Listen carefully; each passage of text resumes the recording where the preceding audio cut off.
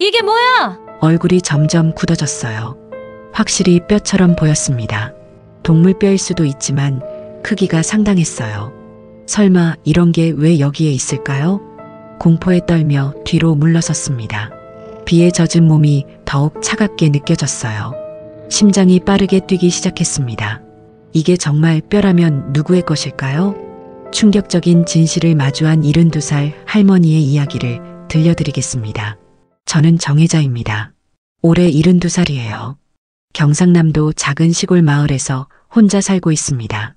17년 전 아들 최민수가 갑자기 사라진 뒤로는 며느리 한지연과 더욱 가까워졌어요. 지연이는 48살로 아들과 결혼한 지 20년이 넘었죠. 아들이 없어진 뒤에도 저를 친어머니처럼 모셔왔습니다. 그날도 평범한 하루였어요. 새벽 5시 반에 눈을 떴습니다. 혼자 사는 집은 조용했지만 외롭지 않았어요. 지연이가 있었거든요. 일주일에 2~3번은 꼭 들러서 안부를 묻고 필요한 것들을 챙겨주곤 했습니다. 마당으로 나가니 텃밭이 아침 햇살에 반짝이고 있었어요. 상추, 깻잎, 고추가 싱싱하게 자라고 있었습니다. 이 모든 것들이 지연이가 좋아하는 것들이었죠. 호미를 들고 김매기를 시작했습니다. 손에 익은 일이라 마음이 편안했어요.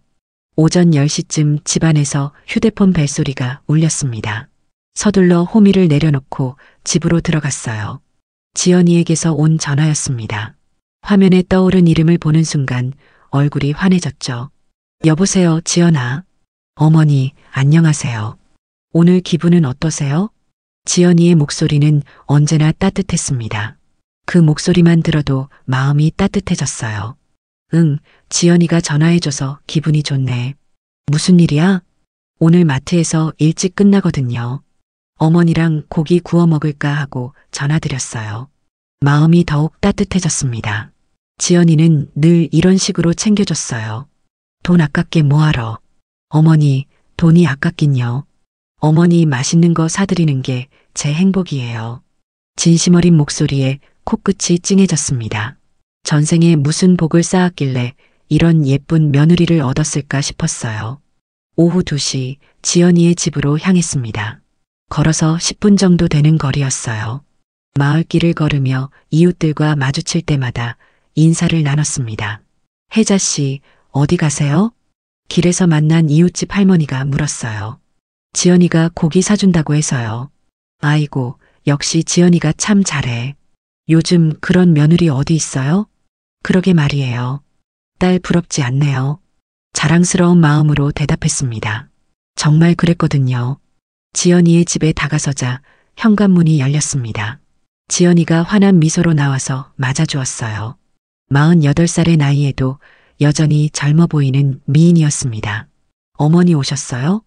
거실로 들어서자 상이 정성스럽게 차려져 있었어요. 두툼한 삼겹살과 함께 각종 반찬들이 예쁘게 담겨 있었습니다. 상추, 깻잎, 마늘, 쌈장까지 하나도 빠짐없이 준비되어 있었죠. 이렇게까지 준비할 것 없는데 감탄하며 상을 바라봤습니다. 정말 정성이 가득했어요. 어머니, 여기 앉으세요. 지연이는 저를 상 앞에 앉히고는 능숙하게 고기를 구웠습니다. 지글지글 소리를 내며 익어가는 삼겹살에서 고소한 냄새가 퍼졌어요. 흐뭇한 마음으로 그 모습을 바라봤습니다. 지연아, 준비하느라 힘들었지? 아니에요, 어머니. 어머니 모시는 게 제일 즐거운 일이에요. 지연이의 대답에는 진심이 담겨 있었어요. 우리 민수가 살아있었으면 이런 모습 보고 얼마나 좋아했을까? 아들을 떠올리며 말했어요. 17년이 지났지만 여전히 그리웠습니다. 맞아요, 어머니. 민수 오빠도 분명히 좋아했을 거예요. 지연이도 잠시 슬픈 표정을 지었어요. 두 사람 모두 17년 전 그 일을 떠올리며 잠시 조용해졌습니다. 그래도 우리 둘이 이렇게 있으니까 민수도 마음이 놓일 거야. 네, 어머니. 저도 어머니가 계셔서 힘이 나요. 서로를 바라보며 따뜻한 미소를 지었어요. 정말 서로를 의지하고 있었거든요. 1시간쯤 지났을 때 상추가 떨어졌습니다. 지연이가 빈 접시를 보며 말했어요. 오늘 쌈이 인기네요. 빨리 텃밭에서 따올게요. 그래, 그럼 같이 가자. 자연스럽게 일어서려고 했습니다. 평소 같으면 함께 나가는 게 당연했어요. 그런데 그 순간 지연이가 재빨리 저를 말렸습니다. 아니에요, 어머니. 여기 계세요. 제가 따올게요. 늘 그래왔습니다. 지연이는 항상 자신이 하겠다고 했어요. 저에게 작은 일 하나라도 시키지 않았습니다. 괜찮아. 같이 가지 뭐. 나도 좀 움직이고 싶어서 그래. 다시 일어서려고 하자 지연이가 더 강하게 말했어요. 어머니, 정말 괜찮아요. 금방 따올게요. 여기 앉아 계세요. 그 순간 뭔가 이상한 느낌이 들었습니다. 지연이의 말과 행동은 평소와 똑같았는데 뭔가 달랐어요. 눈빛이 평소보다 간절해 보였고 목소리에도 미묘한 떨림이 있었습니다. 그래라. 다시 앉으며 지연이를 바라봤어요. 지연이는 평상시와 똑같은 표정으로 밖으로 나갔습니다. 하지만 저는 이상한 기분에 휩싸였어요. 분명히 지연이는 평소와 똑같이 행동했습니다. 그런데 왜 오늘은 뭔가 다를까요? 10분 정도 후 지연이가 상추를 들고 돌아왔어요. 어머니, 오래 기다리셨죠? 싱싱한 걸로 골라왔어요. 평상시와 똑같은 표정이었습니다. 아무렇지 않게 상추를 씻어서 가져왔어요. 저도 별다른 반응 없이 식사를 계속했습니다. 식사가 끝나갈 무렵 지연이가 말했어요. 어머니, 김치가 떨어져 가네요. 그래, 그럼 집에 가서 담가서 갖다 줄게. 정말요? 어머니 김치가 세상에서 제일 맛있는데. 당연하지. 내가 손맛이 좋아. 다시 자연스럽게 대화를 나눴습니다. 하지만 마음 한구석에는 여전히 이상한 느낌이 남아 있었어요. 뭔가 놓친 게 있는 것 같았습니다. 집으로 돌아가는 길에도 그 생각이 머릿속을 떠나지 않았어요. 지연이가 텃밭 동행을 그렇게 강하게 거부한 이유가 뭘까요? 단순한 배려였을까요? 아니면 다른 이유가 있었을까요? 그때는 알 수 없었습니다. 하지만 그 작은 의문이 앞으로 일어날 일들의 시작이었어요. 그날은 아침부터 비가 내렸어요. 며칠 전부터 계속된 장마였습니다. 창밖을 보니 빗방울이 유리창을 타고 흘러내리고 있었어요. 이런 날엔 집에만 있기가 답답했습니다. 그래서 지연이에게 전화를 걸었어요. 지연아, 김치 갖다 주려고. 어머니, 정말요? 감사해요. 그런데 지금 마트 오후 근무 나와 있어서요. 전화 너머로 마트의 소음이 들렸습니다. 손님들의 목소리와 계산대 소리가 섞여 들어왔어요. 그럼 어머니, 냉장고에 넣어주세요. 문 열쇠는 화분 밑에 있어요. 알겠어. 그럼 냉장고에 넣어둘게. 네, 어머니. 정말 감사해요. 전화를 끊고 정성스럽게 김치를 통에 담았습니다. 비닐봉지로 한 번 더 싸서 비에 젖지 않게 했어요. 우산을 쓰고 조심스럽게 집을 나섰습니다. 길에는 물웅덩이가 여기저기 생겨 있었어요. 며칠째 내린 비 때문에 배수가 제대로 되지 않고 있었습니다. 조심스럽게 물웅덩이를 피해 걸었어요. 72살의 몸으로는 쉽지 않은 일이었습니다. 오후 3시쯤 지연이의 집에 도착했어요. 조심스럽게 문을 열고 집 안으로 들어갔습니다. 밖의 빗소리와 달리 집안은 조용하고 따뜻했어요. 젖은 신발을 벗고 거실을 지나 부엌으로 향했습니다. 냉장고를 열고 김치통을 조심스럽게 넣었어요. 지연이가 좋아할 거라는 생각에 마음이 뿌듯했습니다. 김치를 다 넣고 냉장고 문을 닫았어요. 이제 가야겠다고 생각했습니다. 현관으로 향하던 중 우연히 뒷마당으로 이어지는 창문 쪽으로 시선이 향했어요. 비에 젖은 텃밭이 보였는데 뭔가 이상한 점이 눈에 띄었습니다. 창문 너머로 보이는 텃밭에 땅이 움푹 꺼져 있었어요. 며칠째 계속된 비 때문에 침하된 것 같았습니다. 하지만 특정 부분만 푹 꺼져 있는 것이 이상했어요. 다른 곳은 멀쩡한데 그 부분만 유독 깊게 꺼져 있었습니다. 저기 땅이 왜 저래? 뒷문을 열고 텃밭으로 나가봤어요. 비가 얼굴을 적시며 흘러내렸지만 궁금증이 더 컸습니다. 가까이 가서 보니 확실히 이상했어요. 발로 살살 밟아봤습니다. 푹 들어가는 느낌이었어요. 일반적인 땅과는 확실히 달랐습니다. 뭔가 묻혀 있나? 주변을 둘러보니 텃밭 한쪽에 호미가 놓여 있었어요. 평소 지연이가 사용하던 것이었습니다. 조금만 파보자. 호미를 들고 조심스럽게 땅을 파기 시작했어요. 비에 젖은 흙이라 생각보다 쉽게 파였습니다. 처음에는 살살 겉만 걷어냈어요.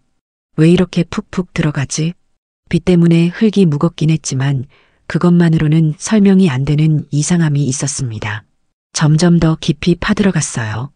빗방울이 얼굴을 적시며 흘러내렸지만 궁금증이 더 컸습니다. 30cm, 40cm. 계속 파도 특별한 건 나오지 않았어요. 하지만 땅의 느낌이 확실히 달랐습니다. 마치 누군가 파서 다시 메운 것 같은 느낌이었어요. 도대체 여기 뭐가 있는 거야? 비옷도 입지 않고 나온 저는 이미 흠뻑 젖어 있었습니다. 하지만 어느 순간부터 멈출 수 없었어요. 뭔가 있다는 확신이 들었습니다. 50cm쯤 팠을 때였어요. 호미가 딱딱한 무언가에 걸렸습니다. 이게 뭐지? 더 조심스럽게 흙을 걷어냈어요. 빗물에 씻겨 드러나는 하얀색의 딱딱한 무언가가 보였습니다. 처음에는 돌인 줄 알았어요. 하지만 자세히 보니 돌이 아니었습니다. 이게 뭐야? 얼굴이 점점 굳어졌어요. 확실히 뼈처럼 보였습니다. 동물뼈일 수도 있지만 크기가 상당했어요. 설마 이런 게 왜 여기에 있을까요? 공포에 떨며 뒤로 물러섰습니다. 비에 젖은 몸이 더욱 차갑게 느껴졌어요. 심장이 빠르게 뛰기 시작했습니다. 이게 정말 뼈라면 누구의 것일까요? 왜 지연이의 텃밭에 묻혀 있는 걸까요? 갑자기 며칠 전 지연이의 행동이 떠올랐어요. 텃밭에 함께 가는 것을 그렇게 강하게 말린 이유가 혹시 이것 때문이었을까요? 지연이가 이것을 숨기려고 했던 걸까요? 아니야, 그럴 리 없어. 고개를 저었어요. 지연이가 그럴 리 없습니다. 17년간 저를 친어머니처럼 모셔온 지연이가 이런 일과 관련이 있을 리 없어요. 하지만 의심의 씨앗은 이미 마음속에 뿌려졌습니다. 작은 의심이었지만 점점 커져갔어요. 지연이의 그날 표정, 텃밭 동행 거부, 그리고 지금 발견한 이 뼈, 모든 것이 우연의 일치일까요? 비가 더 세게 내리기 시작했어요. 옷은 이미 흠뻑 젖어 있었고 몸이 떨렸습니다. 더 이상 여기 있을 수 없었어요. 서둘러 흙을 다시 덮고 호미를 제자리에 놓았습니다. 집으로 돌아가는 길은 평소보다 훨씬 길게 느껴졌어요. 머릿속이 복잡했습니다. 발견한 것이 정말 뼈가 맞을까요? 설사 뼈라고 해도 동물뼈일 수 있잖아요. 이 동네에 고양이들도 많고 개들도 많으니까요. 하지만 크기가 상당했어요. 고양이나 개 뼈치고는 너무 컸습니다. 그렇다면 무엇의 뼈일까요? 설마 사람의 뼈는 아니겠죠? 집에 도착해서 젖은 옷을 갈아입고 방에 주저앉았어요. 손이 아직도 떨리고 있었습니다. 그 하얀 뼈가 빗물에 씻겨 드러나던 모습이 자꾸 눈앞에 아른거렸어요. 정말 뼈였을까? 확신할 수 없었습니다. 비가 오는 어둑한 날씨에 잘못 본 것일 수도 있어요. 하지만 만져본 느낌은 분명히 뼈 같았습니다. 딱딱하면서도 매끄러운 그 감촉이 잊혀지지 않았어요. 아니야, 말도 안 돼. 다시 고개를 저었어요. 지연이를 의심하는 제 자신이 싫었습니다. 17년간 저를 돌봐준 고마운 며느리를 어떻게 의심할 수 있을까요? 내일 다시 가서 확인해 봐야겠다고 생각했어요. 정확히 무엇인지 알아야 마음이 편할 것 같았습니다. 다음 날 아침 일찍 눈을 떴습니다. 밤새 뒤척이느라 제대로 잠을 이루지 못했어요. 창밖을 보니 비는 그쳤지만 하늘은 여전히 흐렸어요. 어제보다는 날씨가 좋아 보였습니다. 오늘이야말로 정확히 확인해 볼 수 있을 것 같았어요. 간단히 아침을 먹고 지연이의 집으로 향했습니다. 평소보다 일찍 나선 길이었어요. 지연이는 오전에 마트 근무를 나간다고 했으니 집에 없을 거였습니다. 그게 오히려 다행이었어요. 지연이 몰래 확인해 볼 수 있으니까요. 멀리서 집을 바라보니 조용했어요. 역시 지연이는 나간 것 같았습니다. 뒷마당으로 돌아가서 어제 그 자리를 찾았어요. 제가 흙을 다시 덮어놓은 곳이었습니다. 낮에 보니 어제보다 더 확실하게 보였어요. 분명히 이 부분만 다른 곳과 달랐습니다. 호미를 들고 다시 파기 시작했어요. 어제 팠던 곳이라 금방 그 지점에 도달할 수 있었습니다. 그리고 다시 그것을 마주했어요. 역시 뼈가 맞네. 이번에는 확실했습니다. 하얀색의 긴 뼈였어요. 크기로 봐서는 사람의 것일 가능성이 높았습니다. 동물 뼈치고는 너무 컸거든요. 더 파보니 뼈가 하나만 있는 게 아니었어요. 여러 개가 함께 묻혀 있었습니다. 등뼈로 보이는 것도 있었고 갈비뼈 같은 것도 보였어요. 이건 분명히 사람의 뼈였습니다. 온몸에 소름이 돋았어요. 다리에 힘이 빠져서 그 자리에 주저앉았습니다. 왜 지연이의 텃밭에 사람 뼈가 묻혀 있는 걸까요? 누구의 뼈일까요? 갑자기 무서운 생각이 떠올랐어요. 17년 전 사라진 아들 민수. 설마 이게 민수의 뼈는 아니겠죠? 아니에요. 그럴 리 없어요. 민수는 집을 나간 거였어요. 사업 실패로 우울해하다가 어딘가로 떠난 거라고 생각했습니다. 하지만 의심은 점점 커져갔어요. 왜 하필 지연이의 집 텃밭에서 뼈가 나온 걸까요? 그리고 지연이는 정말 모르는 걸까요? 바로 그때였습니다. 어머니, 뒤에서 목소리가 들렸어요. 깜짝 놀라며 뒤돌아봤습니다. 지연이가 서 있었어요. 언제 온 건지 몰랐습니다. 발소리를 듣지 못했거든요. 지연아, 언제 왔어? 당황한 채로 일어섰습니다. 손에는 아직 호미가 들려 있었고 발밑에는 파헤쳐진 흙과 하얀 뼈들이 드러나 있었어요. 어머니, 뭐 하세요? 지연이의 목소리에는 당황스러움이 섞여 있었습니다. 하지만 제가 본 것은 지연이의 표정이었어요. 순간 소름이 돋았습니다. 지연이의 얼굴이 완전히 일그러져 있었어요. 그동안 단 한 번도 본 적 없는 무서운 표정이었습니다. 공포와 당황, 그리고 뭔가 다른 감정이 섞인 표정이었어요. 땅이 이상하게 꺼져서 파보니까 떨리는 목소리로 말했습니다. 지연이의 표정이 너무 무서웠어요. 뭘 봤어요? 지연이가 가까이 다가왔어요. 평소에 다정한 목소리가 아니었습니다. 차갑고 날카로운 목소리였어요. 이게 뼈 같은데. 발밑을 가리키자 지연이가 고개를 숙여 내려다봤습니다. 그리고 잠시 침묵이 흘렀어요. 긴 침묵이었습니다. 아, 어머니, 이거 동물뼈예요. 지연이가 말했어요. 하지만 목소리가 떨리고 있었습니다. 키우는 개가 죽어서 여기에 묻었어요. 대형견이었거든요. 그래서 뼈가 커요. 사람처럼. 동물뼈라고요? 이 큰 뼈가 개의 뼈라는 말인가요? 말이 안 됐어요. 그 순간 저는 본능적으로 위험을 감지했어요. 지연이의 표정, 떨리는 목소리, 그리고 말도 안 되는 설명. 모든 것이 이상했습니다. 만약 여기서 더 파고들면 제 목숨이 위험해질 것 같다는 생각이 들었어요. 그치? 왠지 동물뼈 같더라. 최대한 침착한 척 연기했습니다. 지연이를 의심하지 않는 것처럼 보이려고 했어요. 어머니, 그나저나 감기 걸리겠어요. 빨리 들어가세요. 지연이는 재빨리 저를 안으로 들어가도록 유도했어요. 더 이상 그 자리에 머물게 하고 싶지 않다는 게 느껴졌습니다. 그래야겠다. 김치는 어제 냉장고에 넣어뒀어. 자연스럽게 화제를 전환했어요. 지금은 이 상황에서 빠르게 벗어나는 것이 가장 중요했습니다. 감사해요, 어머니. 이 비에 고생하셨죠? 괜찮아. 우리 지연이 주는 건데 하나도 안 힘들었어. 그럼 들어가 볼게. 평온한 척하며 지연이의 집을 나왔어요. 하지만 마음은 전혀 평온하지 않았습니다. 뒤에서 지연이가 지켜보고 있는 것 같은 느낌이 들어서 서둘렀어요.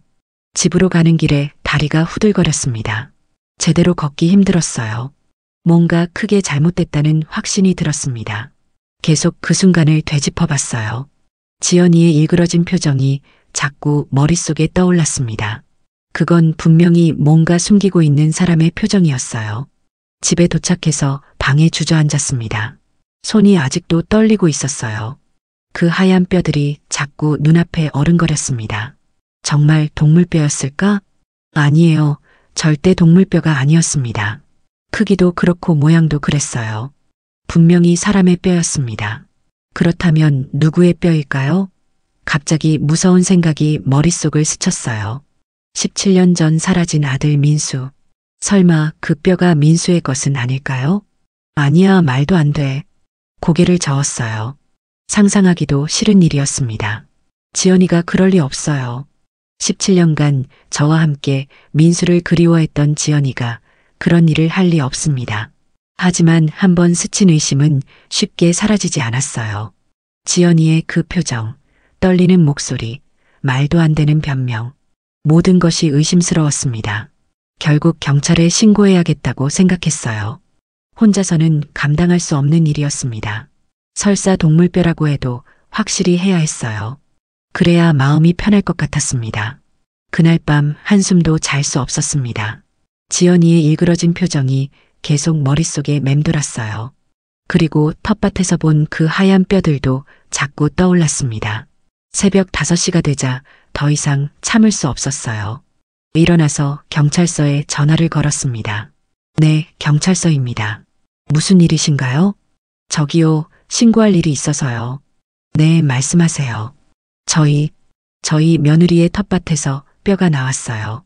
사람 뼈 같아요. 전화 너머로 잠시 침묵이 흘렀습니다. 할머니, 사람 뼈라고 하셨나요? 정말 확실하세요? 그게 흰색 뼈가. 할머니, 어떻게 생긴 뼈인지 설명해 주실 수 있어요? 동물뼈 아니에요? 혹시 잘못 보신 건 아니죠? 경찰관의 목소리에서 의심이 느껴졌어요. 믿지 않는다는 게 분명했습니다.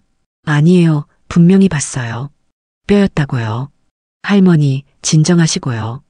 혹시 사진 찍어서 보내주실 수 있으세요? 네. 사진이요?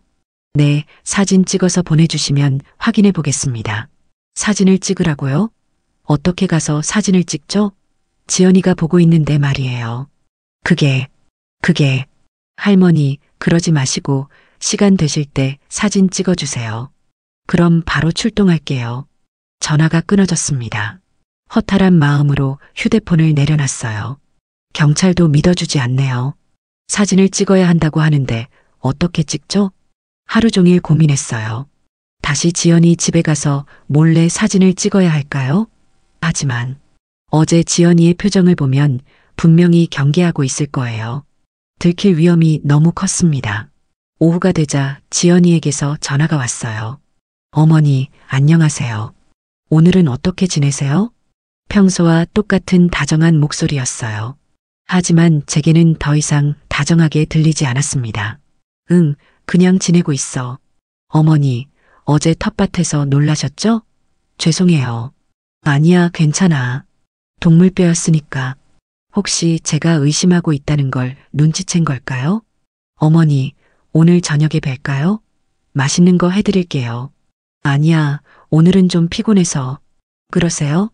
그럼 내일 뵐게요. 푹 쉬세요. 전화를 끊고 나니 더욱 답답했어요. 지연이와 평소처럼 대화하는 것이 너무 어색했습니다. 혹시 지연이가 뭔가 숨기고 있는 건 아닐까요? 그날 밤 결심했어요. 어떻게든 다시 가서 확인해 봐야겠다고 말이죠. 경찰이 믿지 않으니 제가 직접 증거를 가져와야 했습니다. 밤 11시쯤 집을 나섰어요. 손전등과 휴대폰을 챙겼습니다. 사진을 찍어서 경찰에게 보내야 했거든요. 72년을 살면서 이렇게 무서운 일을 해본 적이 없었어요. 지연이의 집까지 가는 길은 평소보다 훨씬 길게 느껴졌습니다. 어둠 속에서 손전등 불빛만이 앞길을 비춰주었어요. 무서웠지만 어쩔 수 없었습니다. 20분 만에 지연이의 집 근처에 도착했어요. 멀리서 집을 바라보니 거실에 불이 켜져 있었습니다. 지연이가 아직 깨어 있는 것 같았어요. 조심해야 해. 들키면 안 돼. 손전등을 끄고 어둠 속에서 조심스럽게 접근했습니다. 뒷마당이 보이는 곳에 도착했을 때 깜짝 놀랐어요. 저게 뭐야? 희미한 불빛이 텃밭에서 움직이고 있었어요. 누군가가 손전등을 들고 뭔가를 하고 있는 것 같았습니다. 더 가까이 다가갔어요. 담장 모서리에 몸을 숨기고 조심스럽게 고개를 내밀었습니다. 그리고 충격적인 광경을 목격했어요. 우비를 입은 지연이가 필사적으로 땅을 파고 있었습니다. 손전등을 입에 물고 삽으로 계속해서 흙을 퍼내고 있었어요. 비에 젖어가며 미친 듯이 땅을 파는 모습이었습니다. 저게 온몸에 소름이 돋았어요. 지연이가 증거를 없애고 있는 거였어요.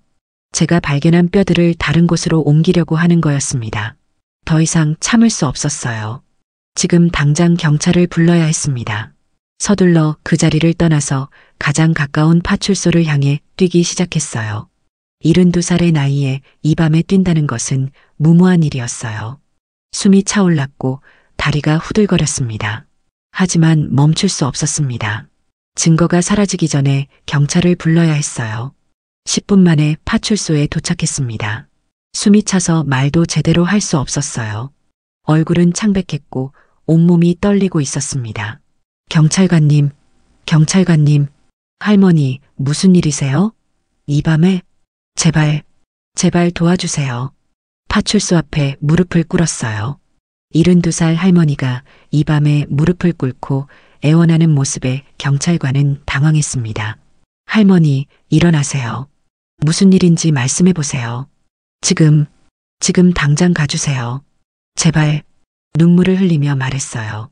너무 절박했습니다. 저희 며느리가 증거를 없애고 있어요.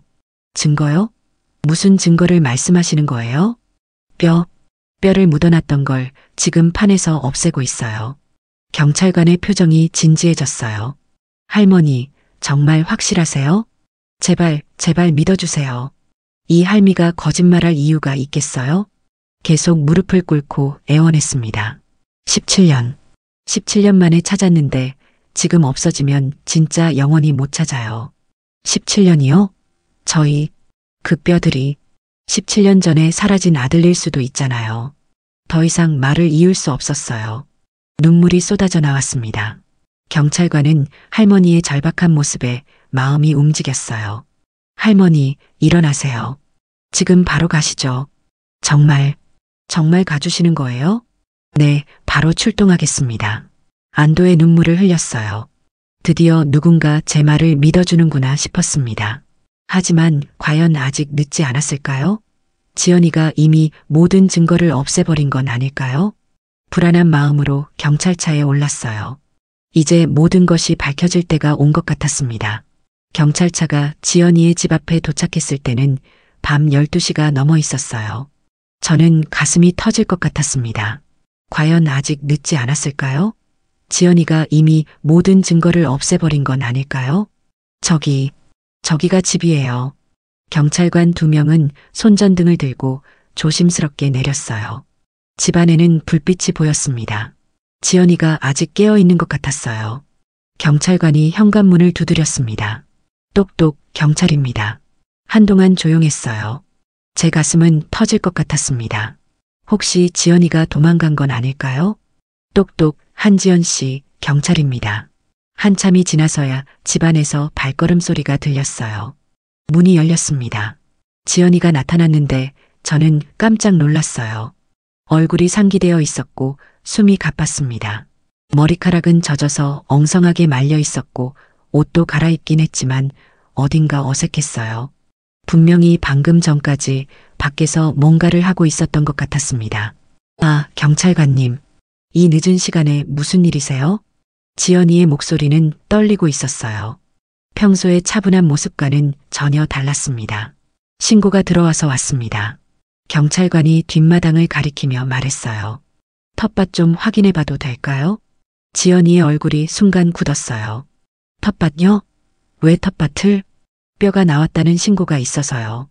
경찰관이 담담하게 말하자 지연이는 당황한 기색을 숨기지 못했어요.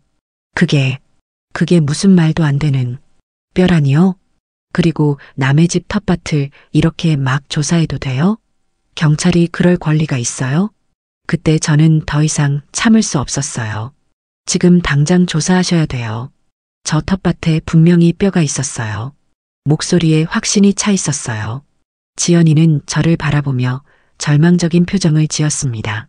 어머니, 지금 무슨 말씀을 하시는 거예요?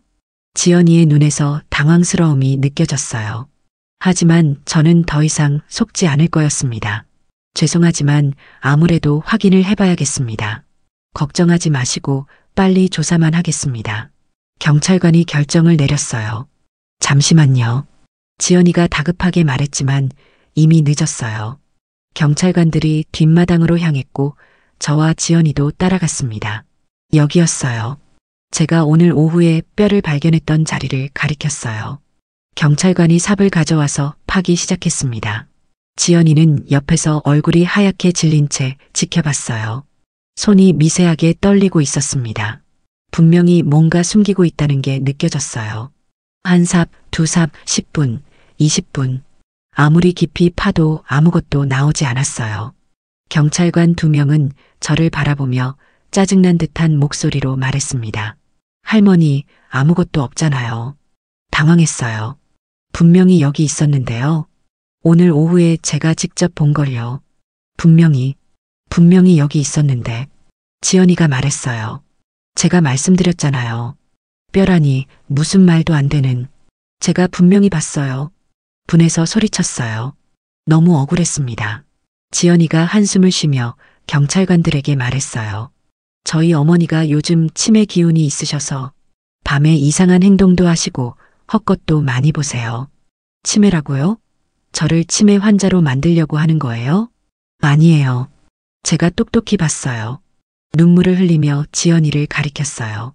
이 밤에 우비 입고 여기서 필사적으로 파고 있었어요. 분명히 다른 곳으로 옮겼을 거예요.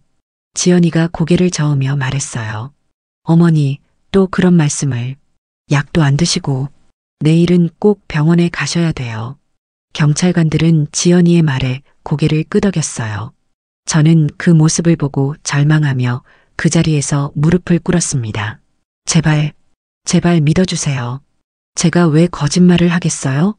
제발. 절박한 호소에도 불구하고 상황은 좋지 않았어요. 후배 김순경의 마음이 움직인 것 같았지만 상관은 그 모습이 오히려 불편했습니다. 할머니, 이러시면 곤란해요. 저희가 믿고 이렇게 왔는데 다음부터는 이런 장난하지 마세요. 상관이 삽을 정리하며 돌아서려 했어요. 모든 게 끝나는 것 같았습니다. 17년 만에 찾을 수 있는 기회가 사라지는 거였어요.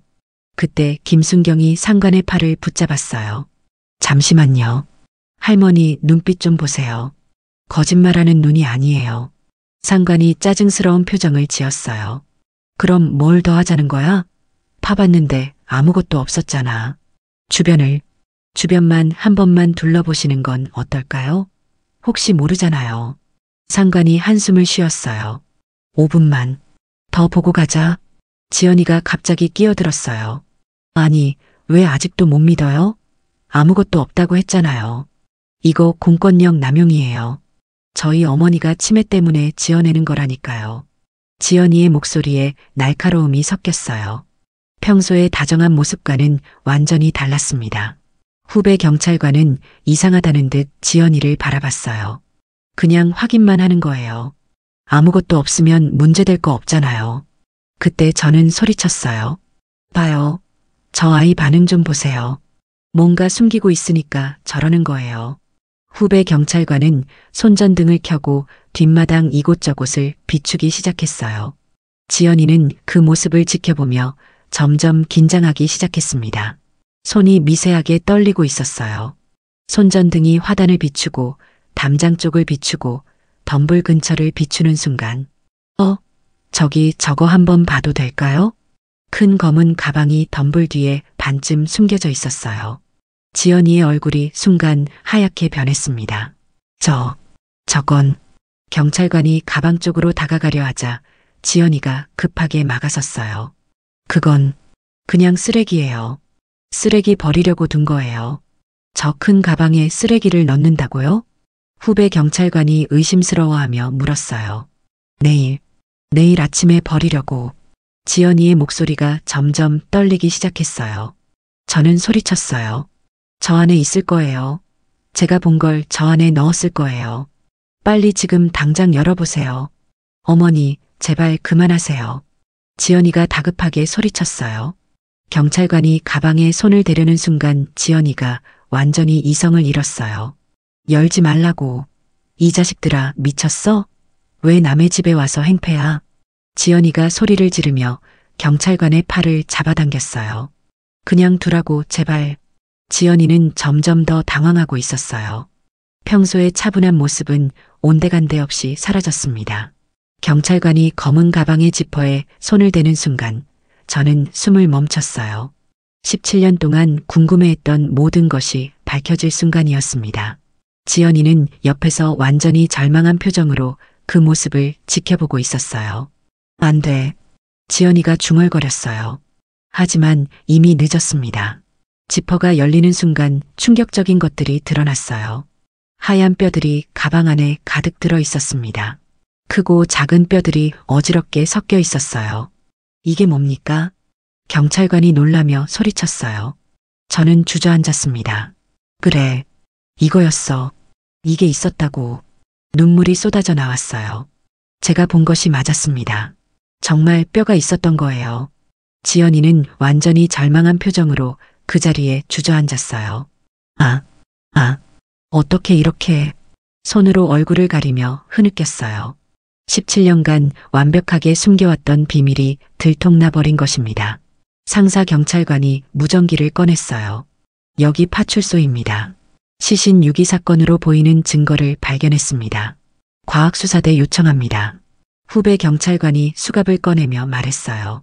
한지연 씨 시체 유기, 증거 인멸 혐의로 현행범 체포합니다. 어머니. 수갑이 채워지는 순간 지연이는 저를 불렀어요.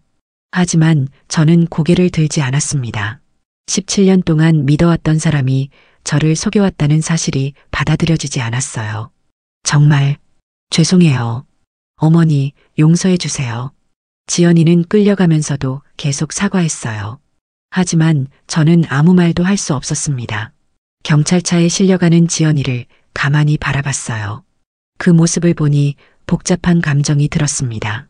분노와 배신감, 그리고 묘한 안도감이 동시에 몰려왔어요. 그때 후배 경찰관이 저에게 다가왔어요. 할머니, 정말 죄송했습니다. 많이 무서우셨죠? 아니에요. 고마워요. 정말 고마워요. 눈물을 흘리며 말했어요. 드디어 누군가 제 말을 믿어준 거였습니다. 할머니, 혹시 저 뼈들이 누구 것인지 짐작하시는 게 있으세요? 경찰관이 조심스럽게 물었어요. 저는 잠시 망설였습니다. 정말 말해야 할까요? 저희 아들이 17년 전에 사라졌어요. 아드님이요? 네. 민수라고. 최민수. 더 이상 말을 이을 수 없었어요. 만약 정말 그 뼈가 민수의 것이라면 상상하기도 싫었습니다. 알겠습니다. 정밀 검사를 해보겠습니다. 경찰관이 위로하듯 말했어요. 그날 밤 집으로 돌아왔지만 잠을 이룰 수 없었어요. 지연이의 마지막 표정이 계속 머릿속에 떠올랐습니다. 절망에 찬 그 눈빛을 잊을 수 없었어요. 정말 지연이가 민수를 죽인 걸까요? 아니면 다른 이유가 있는 걸까요?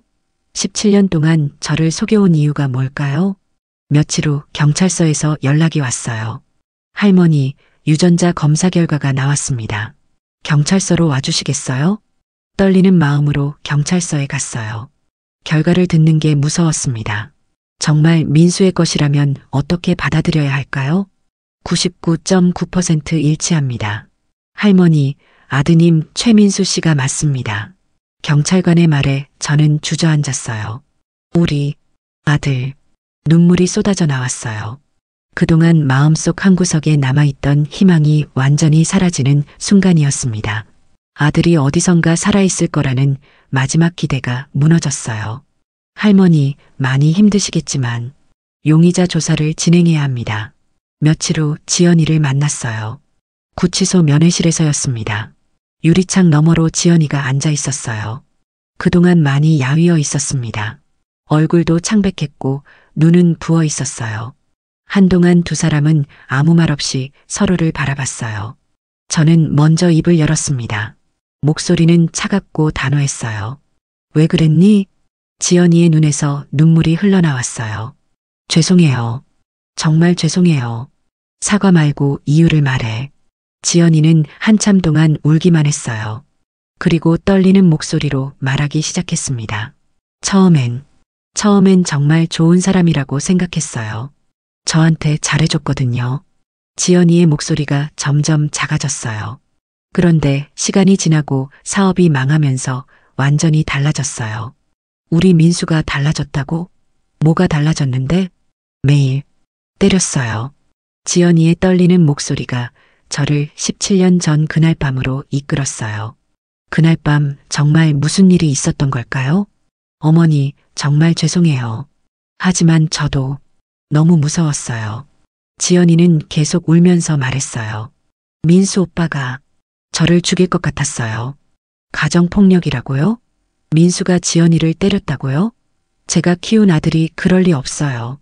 하지만 지연이의 눈빛에서 거짓말은 느껴지지 않았습니다. 그래도 사람을 죽이면 안 됐어. 나한테 말했으면 됐잖아. 죄송해요. 정말 죄송해요. 지연이는 고개를 숙이고 계속 사과했어요. 면회를 마치고 나오는 길에 마음이 너무 복잡했어요. 지연이가 거짓말을 하는 것 같지는 않았습니다. 정말 민수가 지연이를 때렸던 걸까요? 제가 모르는 아들의 모습이 있었던 걸까요? 하지만 아무리 그래도 사람을 죽이면 안 되는 거였어요. 그리고 17년 동안 저를 속인 것도 용서할 수 없었습니다. 몇 달 후 재판이 시작됐어요. 법정은 연일 취재진과 방청객들로 붐볐습니다.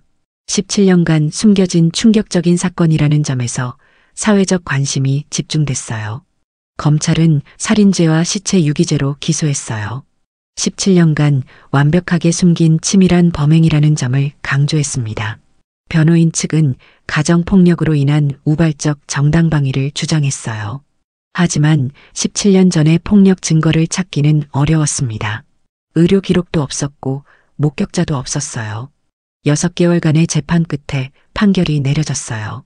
저는 방청석 뒤쪽에 조용히 앉아 있었습니다. 고개를 숙인 채 판결을 기다리고 있었어요. 재판장이 판결문을 읽어 내려갔어요.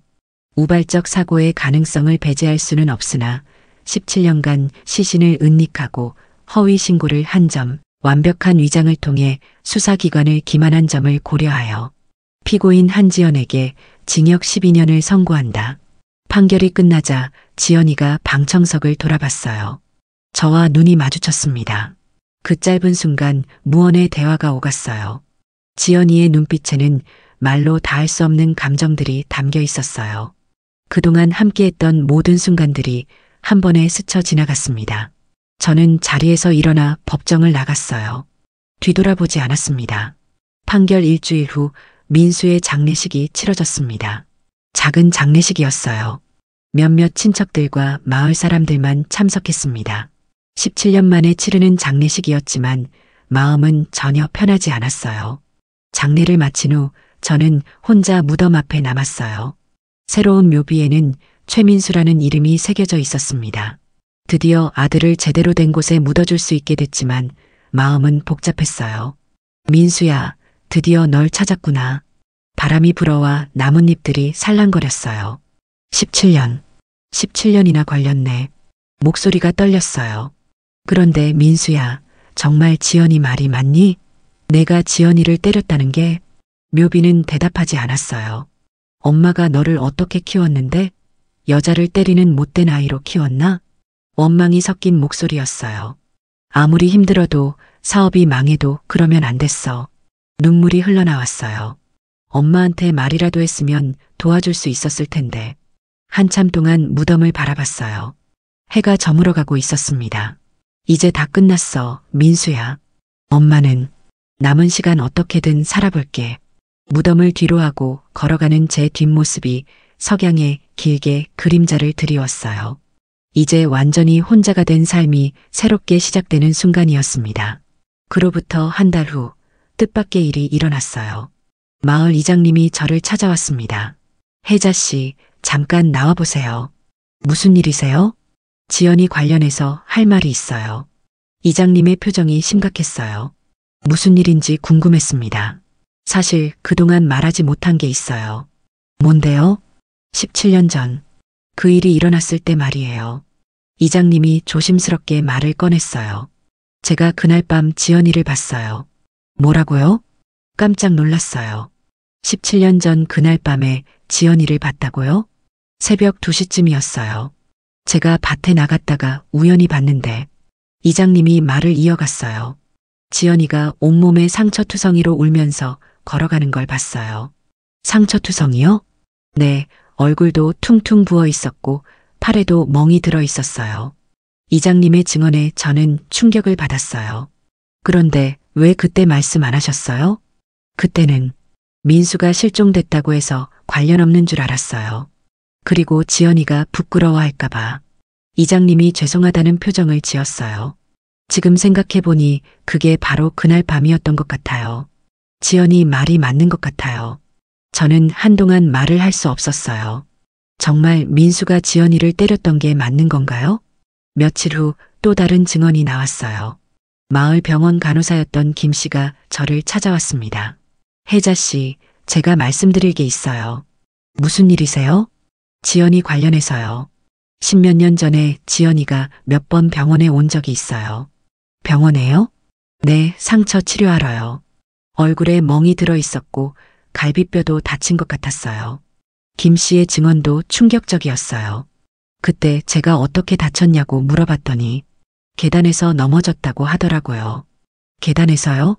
네, 그런데 상처가 계단에서 넘어져서 생긴 것 같지는 않았어요. 누군가한테 맞은 것 같았거든요. 또 다른 증거였어요. 정말 민수가 지연이를 때렸던 게 맞는 것 같았습니다. 그리고 한 번은 임신한 상태로 왔었어요. 임신이요? 네, 근데 며칠 후에 유산됐다고 하더라고요. 저는 그 말을 듣고 더욱 충격을 받았어요. 지연이가 임신했었다고요? 그럼 제게 손자나 손녀가 있을 뻔했던 건가요? 폭행 때문에 유산된 건 아니겠죠? 조심스럽게 물어봤어요. 확실하지는 않지만 가능성이 있어요. 김 씨의 대답에 저는 더욱 혼란스러웠어요. 그날 밤 잠을 이룰 수 없었어요. 계속해서 새로운 사실들이 드러나고 있었습니다. 정말 민수가 지연이를 때렸던 게 맞는 것 같았어요. 그리고 그 폭행으로 인해 아이까지 잃었을 수도 있고요. 만약 그게 사실이라면 지연이도 피해자였던 거예요. 물론 사람을 죽인 것은 잘못이지만 그럴 만한 이유가 있었던 거죠. 며칠 후 구치소에 면회를 신청했어요. 지연이를 다시 만나고 싶었습니다. 이번에는 다른 마음으로 만나고 싶었어요. 면회실에서 지연이를 만났어요. 이전보다 더 야위어 보였습니다. 지연아, 어머니. 지연이가 놀란 표정을 지었어요. 제가 다시 올 거라고 생각하지 못했나 봐요. 이장님이 그러더라. 그날 밤 너를 봤다고. 지연이의 얼굴이 굳어졌어요. 상처투성이로 울면서 걸어가는 걸 봤다고 하더라. 어머니. 그리고 병원 간호사도 증언했어. 내가 여러 번 상처 치료하러 왔었다고. 지연이의 눈에서 눈물이 흘러나왔어요. 정말 민수가 널 때렸니? 지연이가 고개를 끄덕였어요. 아이도 있었다면서? 네, 있었어요. 민수 때문에 잃은 거야? 지연이가 더 크게 울기 시작했어요. 어머니, 죄송해요. 정말 죄송해요. 저는 복잡한 심정이었어요. 지연이도 피해자였던 거였어요.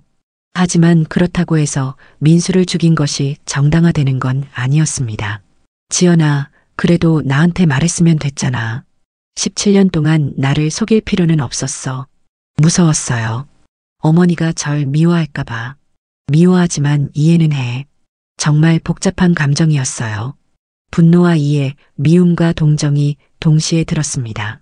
어머니, 용서해 주세요. 용서는 시간이 필요해. 면회를 마치고 나오는 길에 마음이 조금 가벼워진 것 같았어요. 적어도 진실은 알게 됐으니까요. 지연이도 피해자였다는 것을 알게 됐습니다. 하지만 여전히 아들을 잃은 슬픔은 컸어요. 그리고 17년 동안 속았다는 배신감도 쉽게 사라지지 않았습니다. 2심 재판이 시작됐습니다. 새로운 증인들의 증언으로 상황이 달라졌어요. 이장님과 병원 간호사의 증언이 법정에서 공개됐습니다. 17년 전 그날 밤 새벽 2시경에 피고인을 목격했습니다. 이장님이 증언석에서 말했어요. 온몸에 상처투성이었고 얼굴도 심하게 부어 있었습니다. 그 상처들이 어떤 종류였는지 기억하시나요? 변호인이 물었어요. 누군가한테 맞은 것 같은 상처였습니다. 넘어져서 생긴 상처가 아니라요. 병원 간호사의 증언도 이어졌어요. 피고인이 여러 차례 상처 치료를 받으러 왔었습니다. 매번 계단에서 넘어졌다고 했지만 상처 패턴을 보면 폭행당한 것이 분명했습니다. 임신 중 유산한 사실도 있나요? 네, 있었습니다. 폭행과 직접적인 관련은 확실하지 않지만 가능성은 있습니다. 이런 증언들이 나오면서 법정의 분위기가 달라졌어요. 지연이가 단순한 가해자가 아니라 오랜 기간 폭력에 시달린 피해자였다는 것이 드러났습니다. 검찰 측에서도 추가 조사를 진행했어요. 민수의 과거 행적을 조사한 결과 사업 실패 이후 알코올 의존 증세가 있었다는 것이 밝혀졌습니다. 피해자는 사업 실패 후 심한 우울증과 알코올 의존 증세를 보였습니다. 검찰관이 말했어요. 주변 증언에 따르면 평소 온순했던 성격이 완전히 변했다고 합니다. 저는 방청석에서 이 모든 증언을 들으며 복잡한 심정이었어요. 제가 키운 아들이 그런 사람이었다는 것을 받아들이기 어려웠습니다. 지연이도 증언대에 섰어요. 처음에는 정말 좋은 사람이었어요. 결혼 초기에는 저를 잘 대해줬습니다. 지연이의 목소리는 떨리고 있었어요. 하지만 사업이 망하고 빚이 늘어나면서 완전히 달라졌어요. 술을 마시고 들어와서는 저를 때렸습니다. 얼마나 자주 폭행이 있었나요? 거의 매일이었어요. 조금만 마음에 안 들어도 때렸습니다. 그날 밤은 어땠나요? 평소보다 더 심했어요. 저를 죽일 것 같았어요. 지연이가 그날 밤의 상황을 자세히 설명했어요. 계속 때리길래 저도 모르게 밀어냈어요. 그런데 뒤로 넘어지면서 테이블에 머리를 부딪혔어요. 그 후에는 어떻게 했나요? 너무 무서웠어요. 죽었는지 확인해 보니 숨을 쉬지 않더라고요. 어떻게 해야 할지 몰라서. 왜 신고하지 않았나요? 제가 남편을 죽였다고 하면 누가 이해해 줄 것 같았나요? 재판부도 이런 사정을 고려했어요. 피고인이 오랜 기간 가정폭력에 시달렸다는 점은 인정됩니다. 하지만 17년간 시신을 은닉하고 허위 신고를 한 점은 여전히 중대한 범죄입니다. 최종 판결이 내려졌어요. 피고인의 특수한 사정을 고려하여 기존 판결을 변경합니다. 징역 8년을 선고합니다. 형량이 줄어들었어요. 가정폭력이라는 특수한 상황이 고려된 거였습니다. 판결 후 지연이와 마지막 면회를 했어요. 어머니, 정말 죄송해요. 지연아, 나도 미안해. 민수를 제대로 키우지 못해서 처음으로 지연이에게 사과했어요. 제가 키운 아들이 지연이에게 그런 고통을 줬다는 것에 대해서요. 어머니, 잘못 아니에요. 아니야, 내 잘못이야. 민수가 힘들 때 더 관심을 가졌어야 했는데. 두 사람 모두 눈물을 흘렸어요. 지연아, 나는 너를 용서해. 완전히는 아니지만 이해는 해. 어머니. 하지만 17년 동안 나를 속인 건 아직 용서하기 어려워. 네, 알아요. 정말 죄송해요. 그래도 감옥에서 건강 잘 챙기고 나와. 네, 어머니. 면회를 마치고 나오는 길에 마음이 한결 가벼워졌어요. 모든 진실이 밝혀졌고 나름대로 결론이 난 것 같았습니다. 집으로 돌아와서 민수의 사진을 바라봤어요. 민수야, 이제 모든 게 끝났어. 사진 속의 민수는 여전히 웃고 있었어요. 너도 잘못했고 지연이도 잘못했어. 하지만 이제 다 용서하자. 그날 밤 오랜만에 푹 잠들 수 있었어요. 17년 만에 마음의 짐을 내려놓은 기분이었습니다. 1년이 지났습니다. 그 충격적인 사건 이후 제 삶은 많이 달라졌어요. 여전히 혼자 살고 있지만 마음은 예전보다 평온해졌습니다. 진실을 알게 된 후에는 오히려 마음이 편해졌어요. 겨울이 깊어갈 무렵 지연이에게서 편지 한 통이 왔어요. 한참 동안 편지를 들여다봤습니다. 열어볼지 말지 고민했어요. 결국 편지를 열었습니다. 어머니, 이 편지를 쓸 자격이 제게 있는지 모르겠습니다. 하지만 매일 어머니 생각에 잠을 이루지 못해 용기를 내어 펜을 들었습니다. 지연이의 글씨는 예전과 같았어요. 먼저 진심으로 사죄드립니다. 17년간 어머니를 속였습니다. 민수 오빠를 죽이고도 아무 일 없다는 듯 어머니 곁에 있었습니다. 용서받을 수 없는 일입니다. 편지를 읽으며 눈물이 나왔어요. 하지만 어머니, 한 가지만은 믿어주세요. 어머니를 사랑했던 마음만은 진짜였습니다. 17년 동안 매일 죄책감에 시달렸습니다. 살아도 사는 게 아니었습니다. 하지만 어머니와 함께 웃을 때, 이야기 나눌 때, 그때만큼은 따뜻하고 행복했습니다. 어머니가 제게 주신 사랑은 진짜였고 제가 어머니께 드린 사랑도 진짜였습니다. 지연이의 마음이 느껴졌어요. 어머니, 건강 잘 챙기시고요. 정말 죄송합니다. 행복하세요. 지연 올림. 편지를 읽고 나니 복잡한 감정이 들었어요. 지연이에 대한 미움이 완전히 사라진 건 아니지만 그래도 이해는 할 수 있었습니다. 편지를 조심스럽게 탁자에 놓고 창밖을 바라봤어요. 눈이 내리기 시작했습니다. 하얀 눈이 온 세상을 덮어가고 있었어요. 오늘은 또 어떻게 하루를 보내지? 중얼거렸어요. 하지만 예전처럼 절망적이지는 않았습니다. 이제는 진실을 알고 있으니까요. 마을 사람들의 시선도 많이 달라졌어요. 처음에는 동정의 눈빛이었지만 이제는 존경의 눈빛으로 바뀌었습니다. 진실을 끝까지 포기하지 않고 찾아낸 할머니로 기억되고 있어요. 혜자 씨, 정말 대단하세요. 그 나이에 그런 일을 해내다니. 이웃들이 종종 이런 말을 해줍니다. 진실은 언젠가 드러나게 되어 있어요. 저는 이렇게 대답해요. 정말 그렇다고 생각합니다. 봄이 오면서 텃밭을 다시 가꾸기 시작했어요. 이번에는 제 집 마당에 작은 텃밭을 만들었습니다. 상추, 깻잎, 고추를 심었어요. 지연이가 좋아하던 것들이었지만 이제는 제가 좋아하는 것들이기도 해요. 민수의 무덤도 자주 찾아가요. 이제는 원망보다는 그리움이 더 큽니다. 민수야, 엄마가 너를 제대로 키우지 못해서 미안해. 매번 이렇게 말해요. 하지만 이제는 다 용서했어. 너도 지연이도 모두 용서했다. 바람이 불어와 나뭇잎들이 흔들렸어요. 마치 민수가 대답하는 것 같았습니다. 어느 날 마을 이장님이 찾아왔어요. 혜자 씨, 마을에서 상을 주고 싶다고 해요. 상이요? 네, 진실을 밝혀낸 공로로요. 작은 상이지만 받으시는 게 어떨까요? 괜찮아요. 그런 건 필요 없어요. 저는 정중히 거절했어요. 상을 받을 일이 아니라고 생각했거든요. 그냥 진실을 알고 싶었을 뿐이에요. 여름이 되자 텃밭의 채소들이 무성하게 자랐어요. 상추도 깻잎도 잘 자랐습니다. 이웃들과 나눠 먹기도 하고 혼자 먹기도 해요. 가끔 지연이가 만든 음식이 그리워질 때가 있어요. 하지만 이제는 스스로 해먹을 수 있게 됐습니다. 73살에 새로운 요리를 배우는 것도 나름 재미있어요. 어느 날 우편함에서 또 다른 편지를 발견했어요. 이번에는 지연이의 부모님에게서 온 편지였습니다. 어머님, 정말 죄송합니다. 저희 딸이 어머님께 씻을 수 없는 상처를 드렸습니다. 지연이의 어머니가 쓴 편지였어요. 하지만 그동안 지연이를 딸처럼 아껴주셔서 감사했습니다. 지연이가 어머님 덕분에 버틸 수 있었다고 생각합니다. 읽으면서 마음이 아팠어요. 지연이의 부모님도 많이 힘들었을 거예요. 편지에 답장을 썼어요. 괜찮습니다. 이제 다 지난 일이에요. 지연이 건강하게 잘 지내길 바랍니다. 짧은 답장이었지만 진심이었어요. 가을이 되자 마을에 변화가 생겼어요. 젊은 부부가 이사를 왔습니다. 도시에서 귀촌한 부부였어요. 안녕하세요. 이웃에 이사 온 김철수, 이영희입니다. 인사를 하러 왔어요. 아, 안녕하세요. 정혜자예요.